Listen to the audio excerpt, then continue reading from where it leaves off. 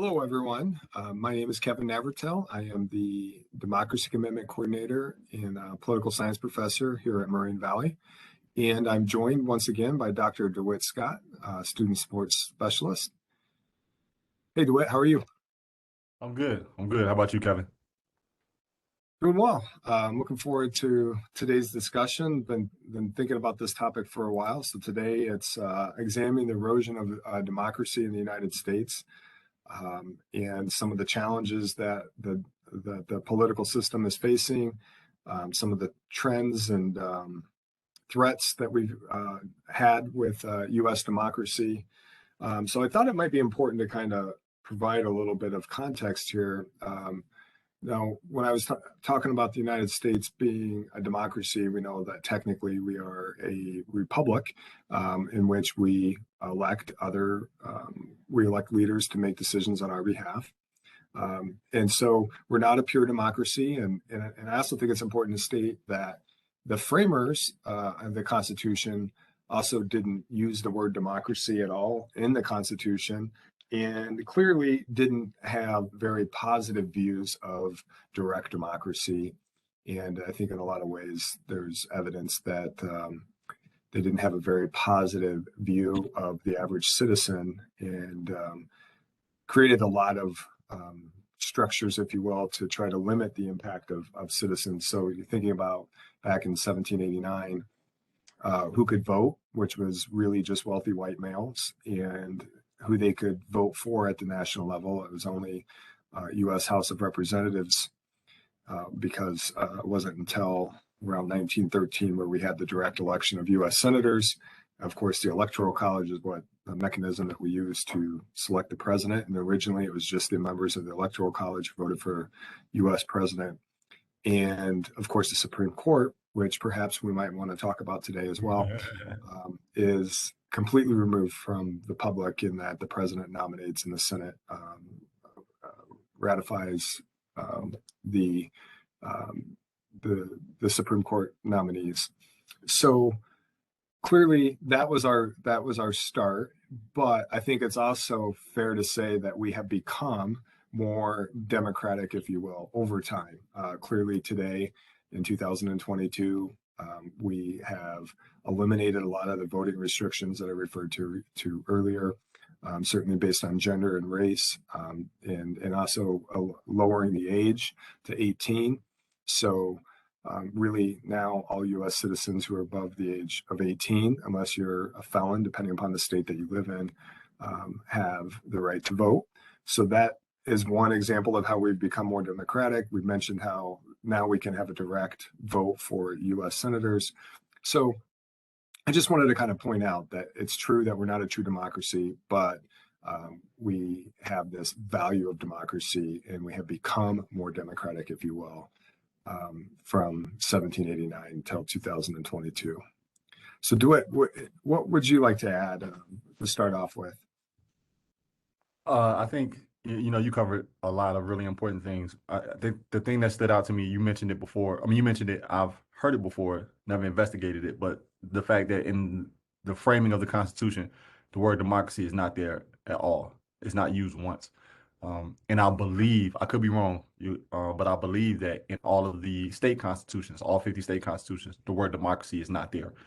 And that's what I've heard. I obviously haven't read all 50. But that always struck me as interesting because, again, a lot of times we just take it for granted when people say this is a democracy. But then, as you pointed out with the Constitution and with those state constitutions, it wasn't really framed that way. Now, you're right. We have made strides to be more democratic, like in the direction of being more democratic. But I guess a question I should ask you is, even in the steps that we take it to be democratic or be more democratic as a country, is the goal to ultimately be a pure democratic state, or 50 states or whatever, or is it really just sort of have a sort of blending of democratic versus a republic? I'm sorry, democracy versus a republic, or what do you? Because that's something I do not know, so I figure you may have some insight to that. Yeah, I think it's clear that we would always retain the republic structure in that we elect representatives to make decisions on our behalf through the House, through the Senate, and even for the presidency, and then of course at the state level as well for governor and state representatives, state senators, and so forth. But I also think that this concept of democracy, of including citizens' voices, of having a role for citizens, of the citizens being the ultimate source of power, and and then of course just principles of majority rule and um, having elections where the person with the most votes wins, and when a bill becomes a law, the idea of having a majority support of the House and the Senate, and of course with the Senate a supermajority, with sometimes necessary to overcome a filibuster. I think those principles are there, and clearly there's democratic elements too of being able to um, have civil liberties, being able to have civil rights, protecting citizens, and having a voice in the system. So I think it's kind of there's some tensions in here, and that is that of course we have this republic where we're filtering our voices through elected officials, but we also have. I'm sorry, my printer is going crazy here, and it's really distracting me. Give me one quick minute here. No problem.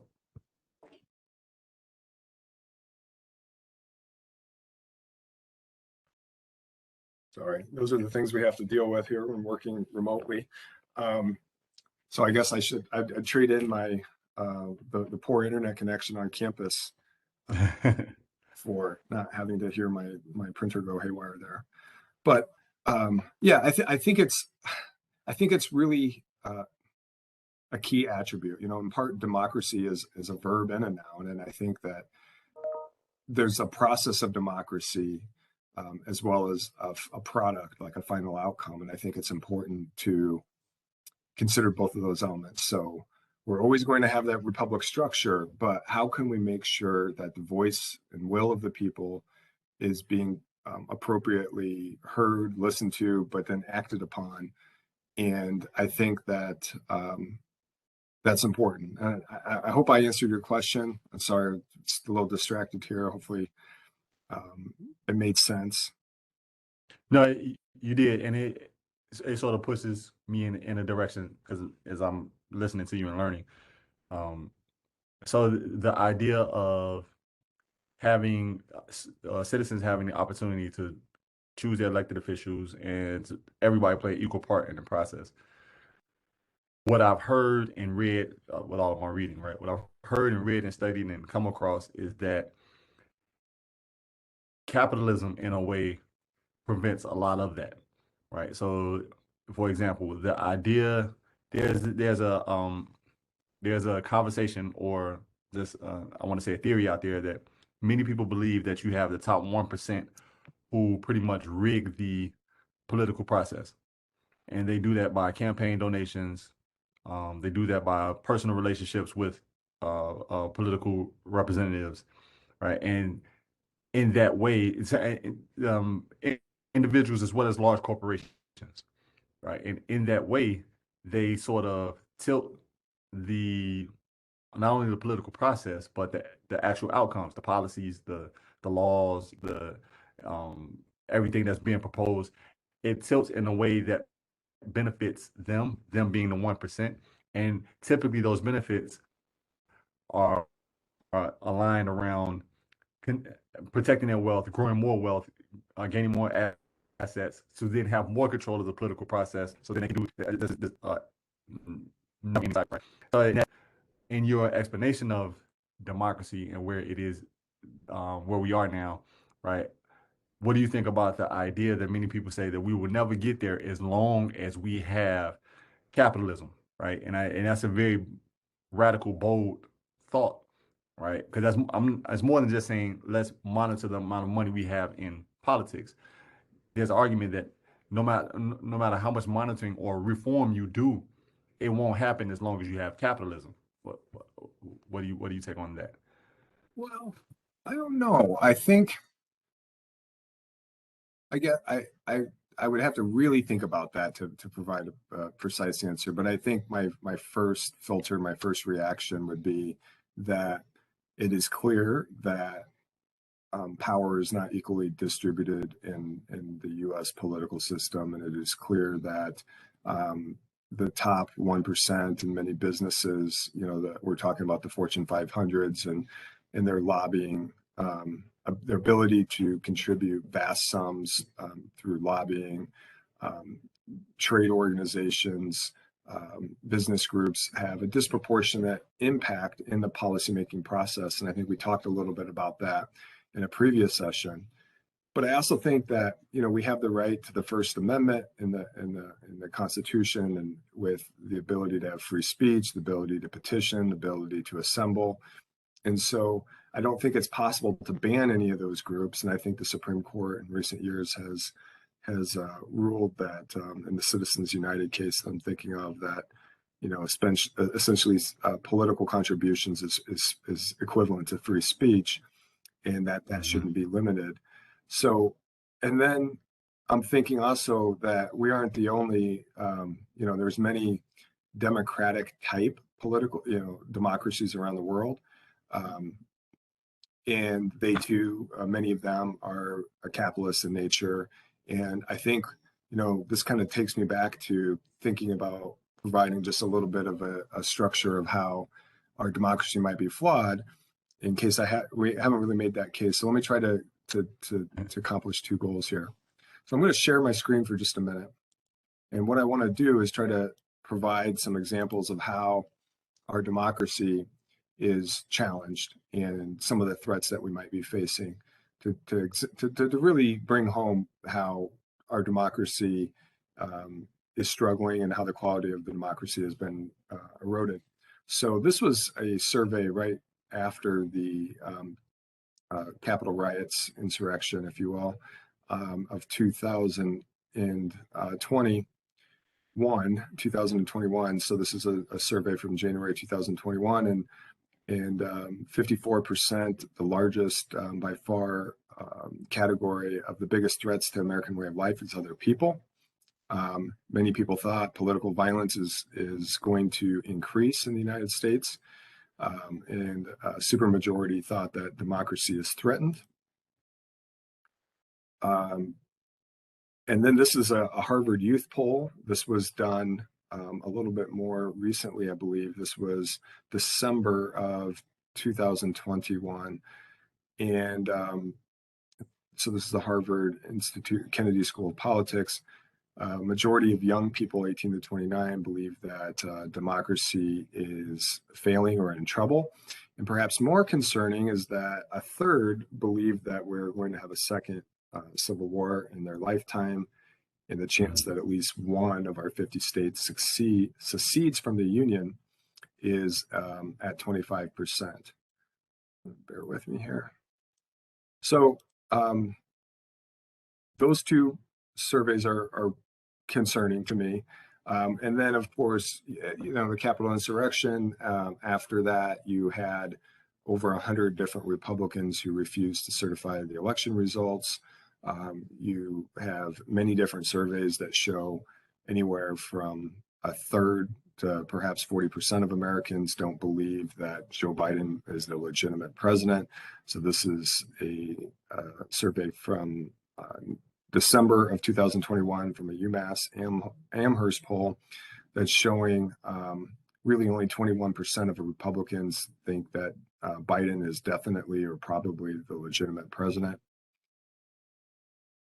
And then there's a whole bunch of international organizations that assess the quality of democracies, and all of them have shown that the United States has either slipped in terms of their rankings, international rankings of how democratic they are, or in some cases they're actually being categorized as a backsliding or not fully democratic. So this is an organization called the International Institute for Democracy and Electoral Assistance, and they find now that the United States is a backsliding democracy.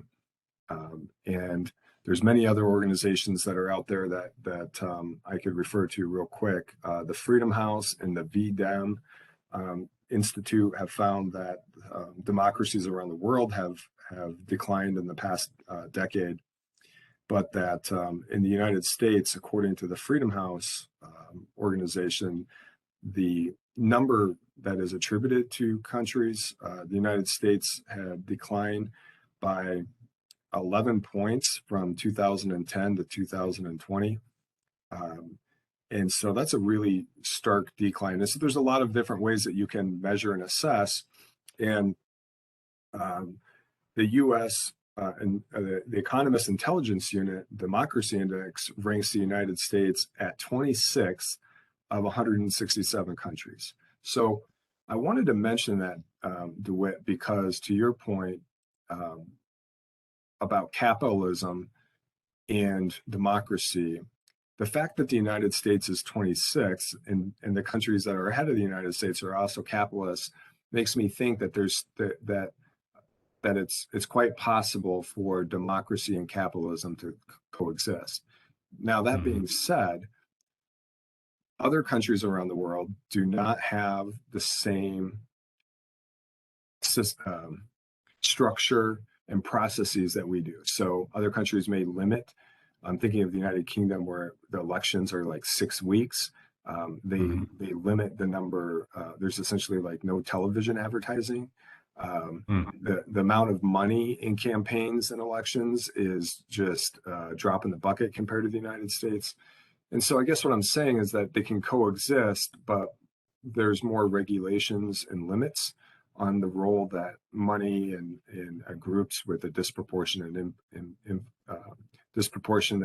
wallet or resources, the role that they can have. So I guess what I would say is there's possibilities for reform with our structure that would allow democracy to improve while simultaneously having a capitalist system. Because I do think that in general, some of the principles overlap between the economic system of capitalism and the democratic political system of having competition, of having kind of this competition of different of groups, being able to have the opportunity to compete. So I would be hesitant to in any way try to suggest that we can't have capitalism. I just think that there needs to be reforms. And I think that one of the things that you'll see that as there's income inequality rising, I think that leads to inequality in political power. And so I think that that hurts the ability of our political system. And arguably, I'm not an economist, but might hurt the free market as well when you have some groups like Amazon that have disproportionate resources and power of how they might compete against your local kind of mom and pop store that's selling items. So anyway, that was a really long response. So let me turn it back over to you, Dewitt. No, I mean the response was adequate. I thought about it because when I was thinking about our conversation today in the past days leading up, I was trying to think about questions that I hear people ask, in barbershops and asking, like friendly gatherings that they don't necessarily get a chance to express on a wider stage. And that's always one of the things that comes up. You have a group of friends wherever you may be or family or whatever, and you sit around and you complain about what's not happening, right? You complain about, okay, the insurrection in January 6th. You complain about why student loans haven't been forgiven on executive order. You complain about, right? I mean, the timing for this couldn't have been any better with the whole political leak of Roe v. Wade, right? And so there's people that are saying, you complain. The next natural step in the conversation is, okay, well, if you have so many complaints, why don't you run and do something about it, right? And then the pessimist in me says, yes, that sounds great. The first thing you have to do when you run, particularly for any significant position of office, is you have to raise money, right? You have to raise money. You're gonna need campaign money, and then the first place that you go to when you raise money is someone who has money, right? And that, whether that's an individual, whether that's a corporation, and any wealthy person or wealthy corporation is not going to give you any sort of money without some sort of guaranteeing of having a return on that money. And by return, I don't mean monetary, right? This money in your campaign is an investment for what you will do for me if you are elected. Um, and then once Cornel West always talked about this when he talks about Democrats, particularly Obama and Hillary. Once you have Wall Street or whomever in your pocket, um, or once you have your hand in their pocket, you now owe them, and now all of your actions will reflect that.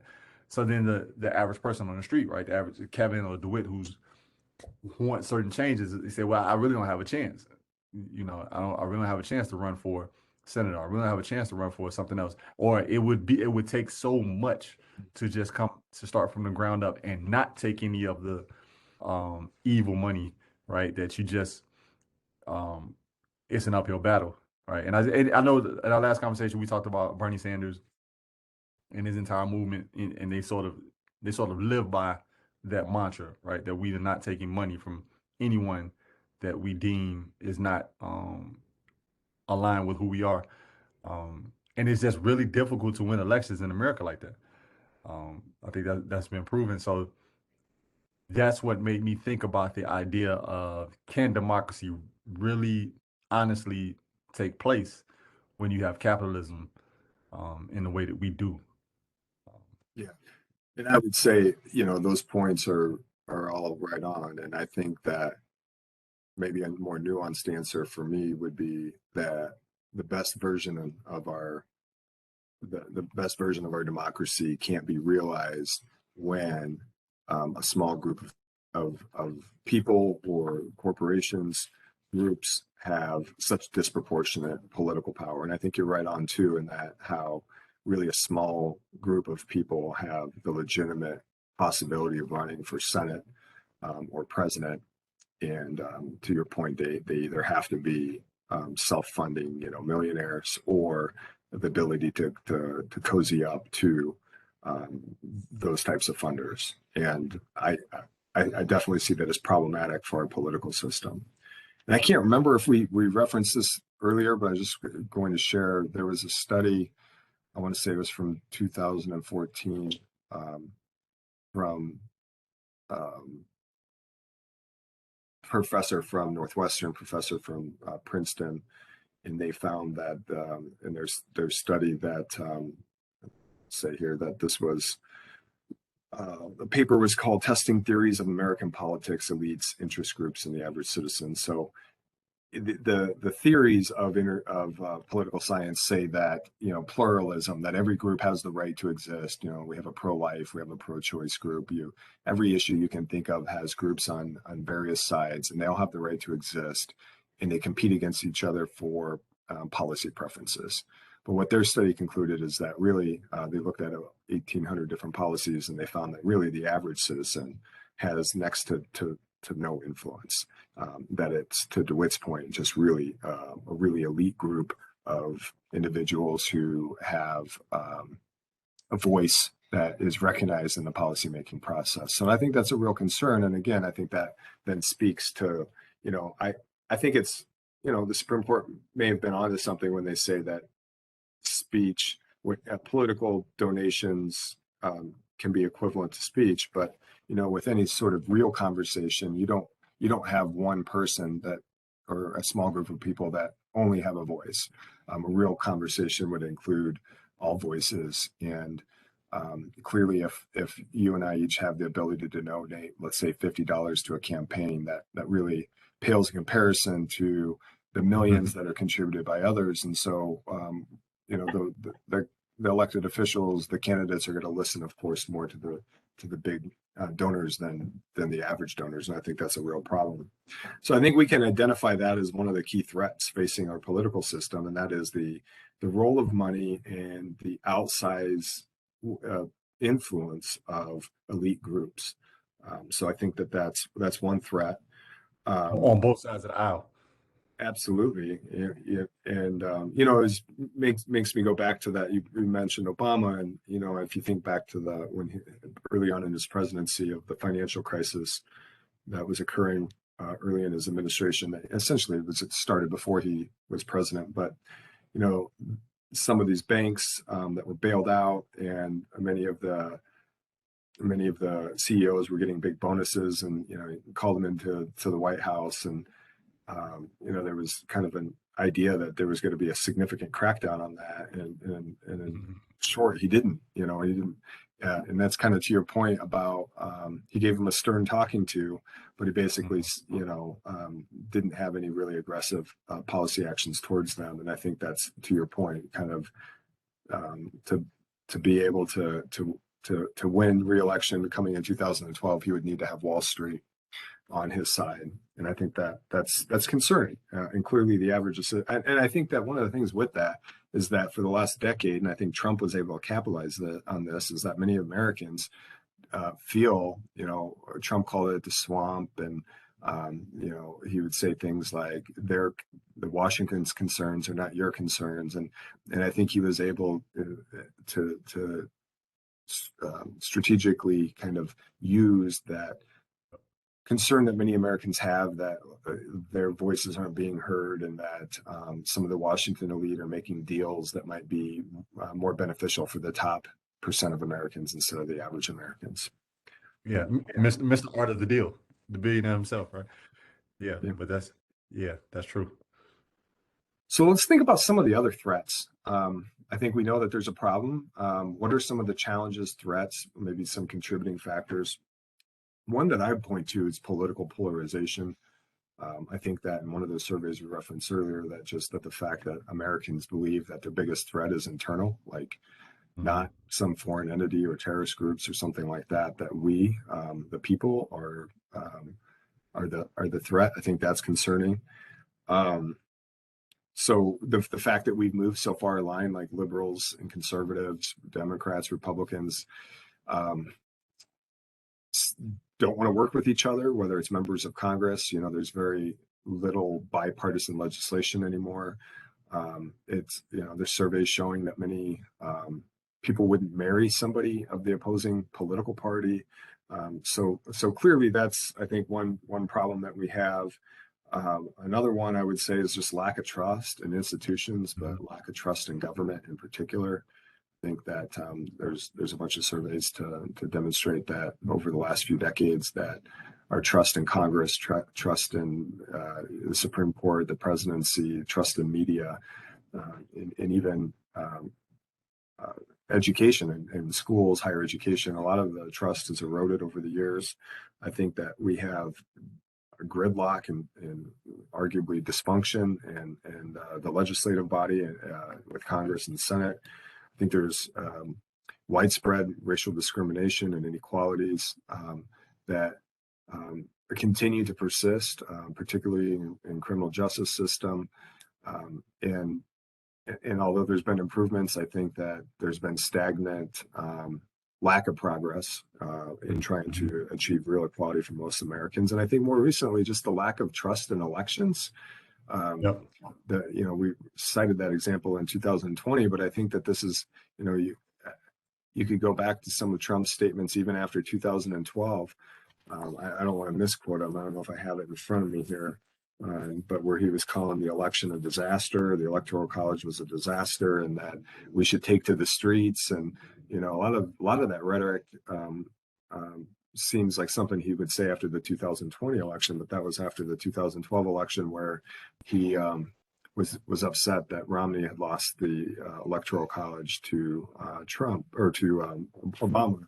So I think those aren't the only ones. Voter suppression. There's been a lot of efforts. We talked about those earlier, is trying to limit um, making it harder for some citizens to vote. So the threats are many, and those are certainly not all of them. Can you think of any other ones? Like, what are some other ones that I may have not mentioned? Well, the one that I've always thought of is a lack of knowledge among citizens about the political process overall. Um, Obviously, the creation of America was supposedly based on on having educated citizenry, right? And educated for me means beyond or something outside of formal education, but just understanding how the political process works.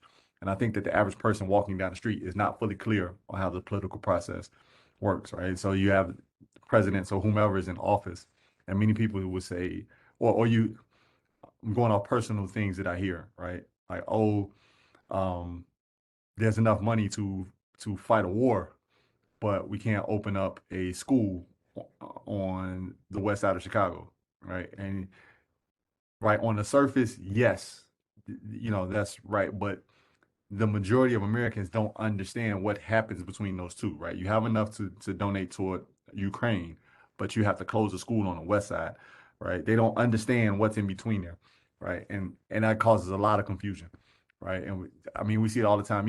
Even in something as simple as gas prices. Like, oh, the gas prices are high. Well, why can't the president do something about it? Well, that's not exactly how that works. I've always seen that as sort of a threat to democracy, just not knowing the political process, um, just to begin with. Um, in addition to that, I would say um, not just being educated on the process, but also now today, I think just the um, having so much access to information. Um, I think now because we have so much access to information, we tend to have so much access to misinformation, which then in itself causes a lot of things that you mentioned, the polarization of political ideas and what's right versus what's wrong, or what you think versus what I think. When you're being flooded with so much information, it's it can be difficult for a lot of people to discern what's the right information, and that in itself could be a threat to democracy because now you can be easily misled by someone who has an agenda that is not altruistic. So those two in particular are the ones that sort of jump out at me.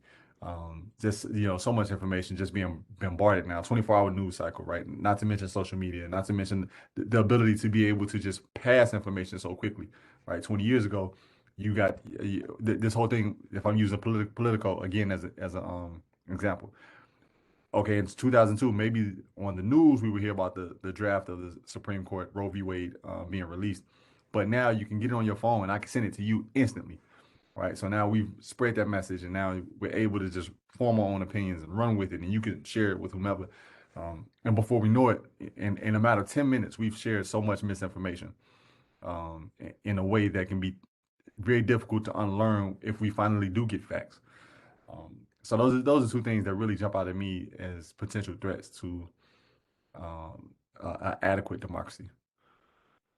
I agree with those.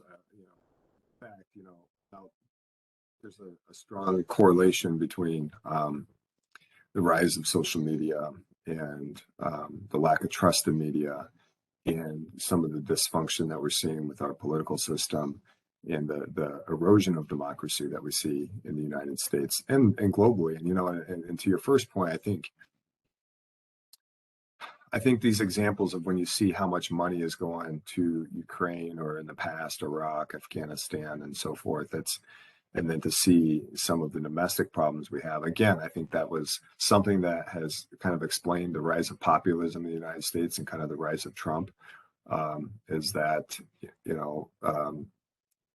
you see the veterans come home, they have health issues, mental health issues, and the trillions that have been spent in 2 decades of war, and then you're looking in communities and there's been neglect. You look at bridges and infrastructure and schools, and clearly that money could go a long ways here. So I think that's I guess in some ways the policy outcomes of what's being delivered for citizens versus what they might see globally. But yeah, it's also hard for me. I think at the simultaneously with regards to Ukraine, this is like I think it has that capacity to be just a pivotal international moment where this is really kind of fight for democracy globally, if you will, and so it's important that that type of aggression of Russia is repelled and doesn't stand, but yet simultaneously can understand that money is finite. We can't we don't have the capacity budget-wise to spend money on every different goal that we might see as noble. And so there's trade-offs. And again, how that plays for the average American, I think, is a concern that we should have, and that they don't feel that their tax dollars are being used appropriately. So great points. I also wanted to talk about maybe just some of the elements of our political system. I feel like we've referenced this either in passing or some of these elements more directly in previous conversations, but just how many different features of our political system, like structures, if you will, that are essentially anti-democratic, that kind of violate the ideas of democracy. And I've been meaning to say this several times. I just want to interrupt my own self here and say, those attendees, if you have questions, please use the chat function. Happy to get to any thoughts that you may have, or if there's comments that you would like to make, please do so. But starting with the Electoral College, good as place as any to start. But we have had twice in the last 2 decades a president become president without winning the popular vote. And of course, that's happened 5 times in U.S. history. And considering we only have 45 presidents, it's a pretty high percentage of essentially the candidate with the fewer votes ultimately becoming president. And again, this is now a direct quote from President Trump in his tweet in 2012. "We can't let this happen. We should march on Washington and stop this travesty. Our nation is totally divided. Let's fight like hell and stop this great and disgusting injustice. The world is laughing at us." And that was his views on the Electoral College back in 2012. So I think that's a bipartisan concern that people have. The Electoral College could be better. I think you've mentioned this before about why we only have 2 political parties. And you go to the grocery store in the cereal aisle and you can see dozens of choices, and almost every other aspect of society we love choices and competition among them. But in our political system, we really have 2 legitimate political parties that have what I mean by legitimate shot of winning an election at the national level. And that's really because of our electoral rules. We have this single member winner take all system, where the person with the most votes wins, and if you lose by 1 single vote, you get nothing for that in the system. And so that leads to a 2-party system. We have a Senate that, similar to the Electoral College, is skewed towards rural, less populated states, where Wyoming with 600,000 people has the same number of senators as California with nearly 40 million people. Gerrymandering, where we can have essentially partisan actors, elected officials, make maps that will benefit their political party, and that results in House congressional districts at the national level, but also at the state level, that are disproportionately going to favor one political party over the other. So then we see races between, let's say, Democrats and Republicans, where about 9 out of the 10 of our 435 House of Representative races are decided by 10 points or more. So there's really very little competition between the 2 parties for many of our House of Representative seats, and that leads to more extreme candidates and a less likelihood that the 2 parties are going to agree on major issues when they're grappling with issues in Congress. So we don't see as much consensus and compromise. And then I'm thinking about this for quite some time. I know we mentioned it before, but I think after the breaking news of yesterday of this leaked memo about the Supreme Court likely essentially ending the nearly 50-year precedent of Roe v. Wade of the right to abortion being ended, most likely in June when the Supreme Court issues their final ruling. The legitimacy of the Supreme Court. We have 9 members. They're all unelected by the people. We have a majority of the members who have been nominated by a president who lost the popular vote, approved by, ratified by a Senate that, again, is wildly skewed towards rural areas that, at least in modern politics, has happened to favor Republicans. So we have examples of it leads to 6 of our 9 members who were nominated by Republican presidents, despite Democrats winning 7 of the last 8 presidential elections with the popular vote. And in that same 30-year time period, there was only 2 years where the Senate, where Republicans had control of the Senate, where they simultaneously had earned more votes than Democrats or represented more voters than Democrats did. So it's pretty unique. And then for them, in this case, to make what seems to be a 5-4 decision to overturn a 48-year precedent that was decided in 1973 in a 7-2 vote. So again, that's pretty unique to the United States, that we have lifetime appointments. It's pretty unique that we can have such pivotal decisions be decided in a 5-4 decision. So I'm going to stop there because I've gone on long enough. But those are some of the structures that I think are inherently undemocratic, and I worry that we could get to a tipping point. Maybe it's this case, maybe it's another, where the public feel like their rights or major decisions are being made by just such a numerical small number of people, in this case 5 people, who 4 of which were nominated by a president who didn't win the popular vote.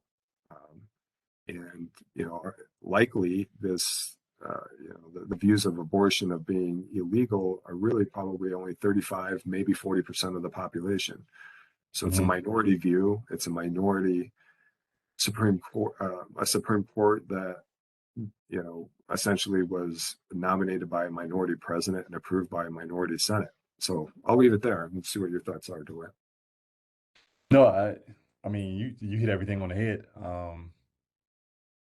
It's tough to it's tough to follow up with that, but what do I want to say? Yeah, the idea of particularly when we talk about the Supreme Court, right? 9 members, none of them elected by the people, all of them elected by a president, and then if you don't trust the political process, you don't trust the president. Now you don't trust the Supreme Court, right? And if we're using this Roe v. Wade, and we'll see what comes of it, because it's been a leaked draft, right? And I think Justice Roberts confirmed the authenticity of the leaked draft, and it says that there will be an investigation, right? But I think that if this comes to pass in the way that it seems is headed, and Roe v. Wade is reversed, or it gets close to being reversed, I think this will be a political headwind like nothing I've seen in my lifetime.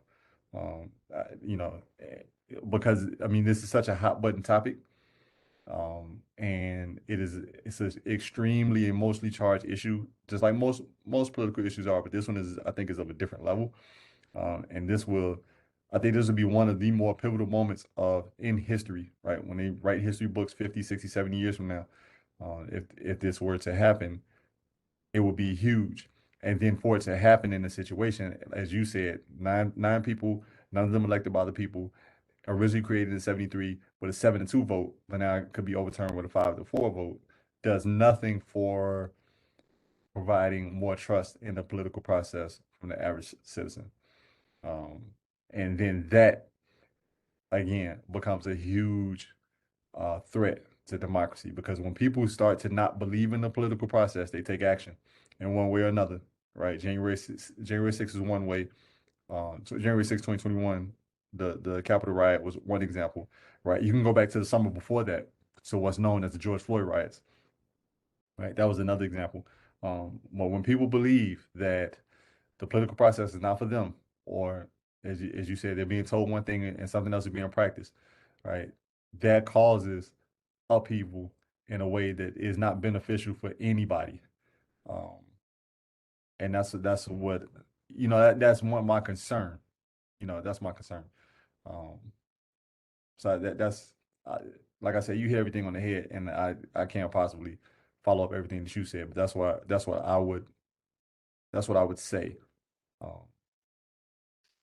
agree too with what you just pointed out. I think it could have, it's like an earthquake ramifications in our political system. And just substantively of what this does is essentially will immediately bar abortion in at least 13 states, but ultimately it's going to be 25 to probably 28 more states, or a total of 25 to 28 states that access to abortion is eliminated. And so I think this is kind of a trend here, is that we are really going to be federalism on steroids, if you will, by states going completely different directions. And Illinois going a very different direction than our border states like Iowa and Indiana and Missouri. So yeah, and it'll be interesting to see, how do the voters, we're in a national election year in this 2022 November election.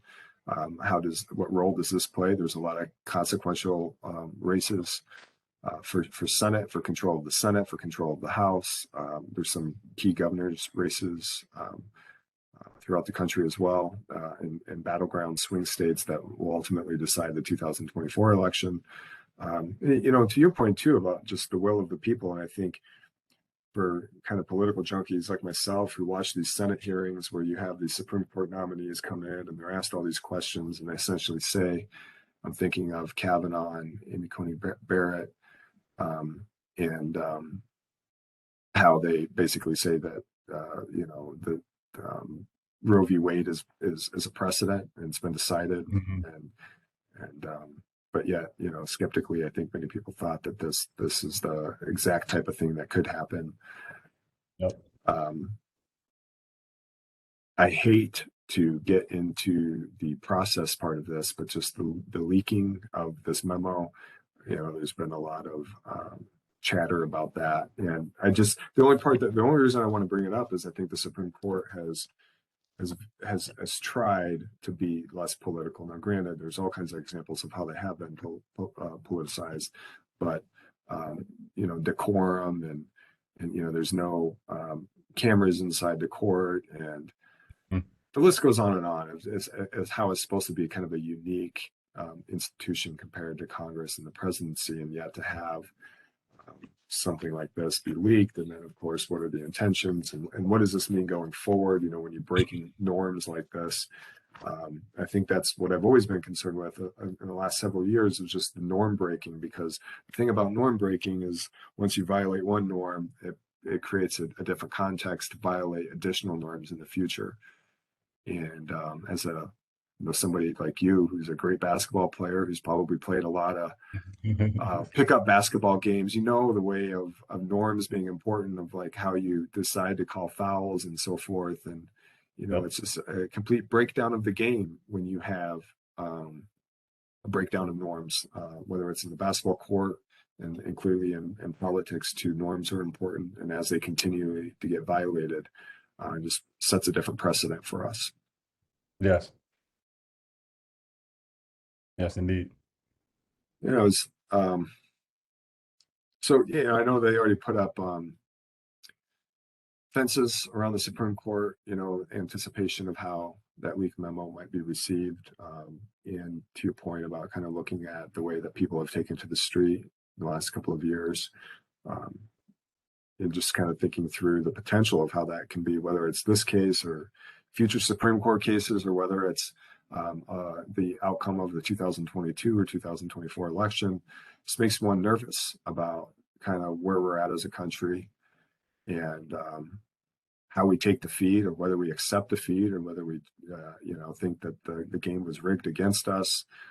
It'll be interesting to see how we evolve, I guess, as a country going forward. Yeah. So most interesting for me, just from a personal standpoint, is as these things take place in the next year or two or whatever, and I know a lot of people sort of thinking in this way. It's like, okay, so now how do I explain this to my children, right? And obviously my children are very young, but they may get to the point where they ask questions, particularly if things get out of hand. So what I'll say is just for context, if we go back to 2020, the George Floyd riots. As I say, pretty much every difficult conversation we've had, I think we've had 7, I always somehow or another edge in the fact that I live on the South Side.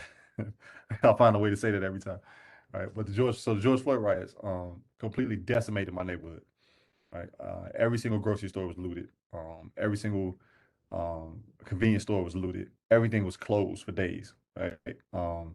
So, and it was in the middle of the summer. So, you know, we were out and about. You could walk around and you just see everything is just closed, it's decimated. We had to, me and my wife and I had to go, we had to take a 45-minute drive to buy diapers, right, for my daughter, because there was nowhere else around to buy diapers because everything was either looted or it was closed, right? So I'm thinking when you have children who are, you know, elementary age, they get to junior high age, and they see that, they're walking around, they see this unrest, right, or they see something of that nature.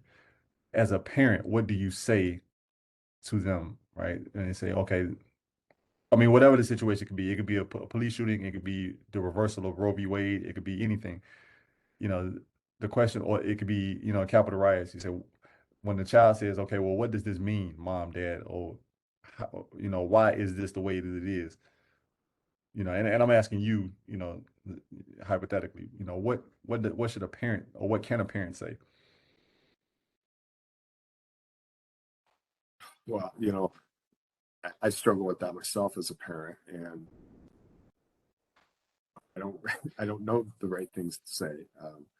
And neither do I. I know that I have. You try to explain that there's there's good people, there's bad people, or you try to explain, um, hopefully that it's an outlier. That you know, but people get upset, and you know, explain to my daughter. She gets upset sometimes. She kind of throws a fit. But what are some of the reasons? Why do people get upset? You know, what are some of the underlying causes that might lead to that level of just I think like almost like uh, hopelessness, you know, where you feel like nothing else is going to work. And I'm not in this case trying to justify looting or anything like that. I'm just trying to understand how we get to a situation where people feel like there's no other course of action. And Right, right. you know, I want to connect some dots. And you know, we only have a few minutes left, and here we have yet another rainy, crappy day in Illinois. And talking Yeah. about everything we did for the first 50 minutes, it's getting me a little depressed. So I'm just trying to think about how we can talk about some optimistic trends. And one of the ones that you mentioned is when you were traveling to Texas. I don't remember the other state, but I thought it was in the Yes, South, Texas but and Florida. Florida. Yeah. That, you know, if we don't have our kind of mascot hats on, you know, where you're Democrat, Republican, and you're just meeting other human beings and you talk about um, how you have kids that you love and how you like to play basketball and how, you know, you like to grill and make good barbecue, whatever it may be, realize how much you may have in common with our fellow citizens and how when you just connect on a human level that um, there's a lot of reasons to be optimistic for us. You know, sometimes when there's problems in our local communities, we're trying to solve local issues, and we're not kind of bringing national politics into it. I think that you know there's a lot of evidence that we work well together, that there's more trust, um, and so those are the things I would try to show to my daughter and to other kids is that you know look at all the success stories of us working together. You know, we are solving a lot of common problems that we face as a society, and you look at your local school and look at the playground that we built. You know, look at you know the parent teacher association that raised money to create this new thing at your school, and you know look at how hard the teachers are working for you, and you know things like that. And I think you know it's easy to and important, and part of the reason I do these things to highlight the warts of our system, if you will, is because I think it can be better. Um, I know it can be better, and it doesn't mean it's got to be perfect. But I think that that we're always striving for like self improvement. The individual level, we should strive for collective improvement at the national level. Um, Yes. and you know, I just was going to try to think of some reasons to be optimistic. And I'm thinking about the 2020 election. We had the highest voter turnout in since 1908. But really, 1908, you know, women didn't nationally have the right to vote across every state yet. So arguably the best voter turnout we've had. You know, arguably Trump and some people he's associated with tried to subvert the outcome of the election, but it was um, arguably some key Republicans and secretaries of state, election commissioners that and who upheld the integrity of the election results. And then, like you said, just the way that at the local, where we really just meet other people and we don't have our politics hat on, that we have a great capacity for empathy, for connection, and that's the potential that I think we need to try to teach to our kids and to try to make the next generation better. I don't know. What do you think? I I think trying to be positive as well. I think along those lines too, and particularly for someone like you and I who work at a college or work in education, I actually see it as it can potentially be an opportunity to really teach people about something that they would not have known about any other way, right? So if we we've done it, you've done it actually now just now in this conversation. If we take the political leak, I'm just using it because it's so convenient. Um, so now it being news, we can teach about it. And when I say teach about it, I don't necessarily mean teach about it in a way that sways someone one way or the other, right? That's not what I mean here. What I mean is that you can teach the pure facts, and now people can take an interest in it. So essentially, what you said, Roe v. Wade came out in 1973, right? So the first question from somebody who may not have ever had any interest in the political process or the Supreme Court or any of that, but who has a personal connection to abortion, right? They'll look into it and say, okay, well, what is this? What is Roe v. Wade? And then they realize what it is. They realize when it came about in 1973. They can realize as which you mentioned, it came about from a 7-2 vote on the Supreme Court. Okay, 7-2 vote is 9 people on the Supreme Court. Well, what vote is this? This is 5-4. How do people get on the Supreme Court? They're appointed by the president. Okay, what are the qualifications to be on the Supreme Court? What are the steps? So now you're getting factual. You have the opportunity to teach people factual information again without pushing them to be for or against anything, but just to get the pure facts that they now can learn that they would not have learned had this thing not been leaked, or that they would not have learned had there not been an insurrection on January 6th, right? What is an electoral college? How does that come about? All of that is tied to January 6th. So I think when you have these moments, right, and not just children, but students, high school, college, whatever, you can use it as an opportunity to teach just the facts, right?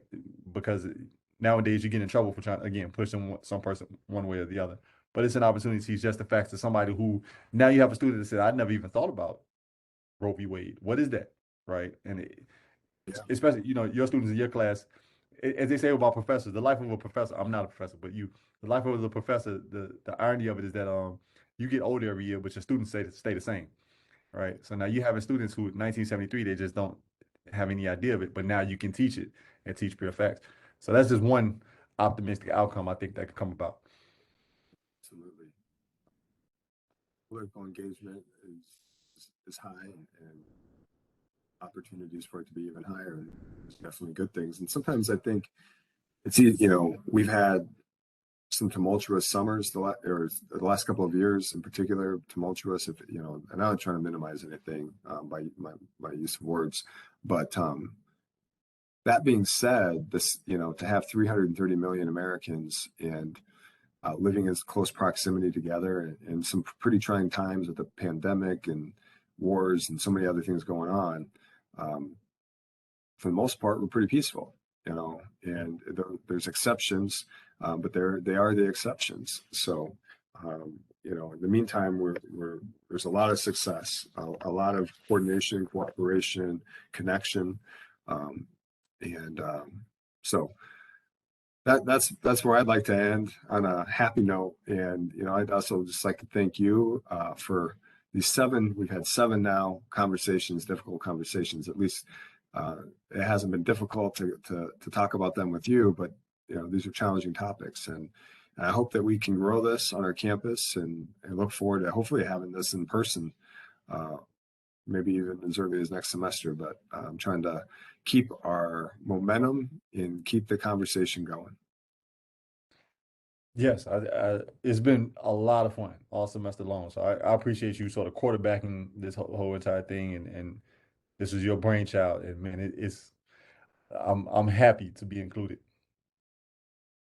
Great to have you, and it's been great working together with you. And yeah, thank you, Dr. Anderson, for your support. I know you've been attended all of our sessions, and and thank you for your kind words that you just sent us in the chat.